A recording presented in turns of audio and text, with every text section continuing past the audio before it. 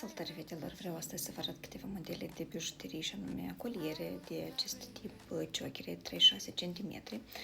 Aici avem un colier din perluțe de apă dulce de 5 mm și vă arăt imediat colecția cu cristale roz. Iată așa un colier super cu cristale roz și o cruciuliță. Și avem un model cu cristale roz și trifoi pandantiv. Avem un model cu pandantiv trifoi, dar aici avem deja și perluțe de apă dulce.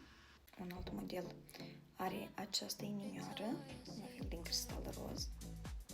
Un colier cu cristale transparente, tot cu inimioară. Și încă un model foarte gingaș cu acest cristal lacrimă și perluțe naturale de apă dulce.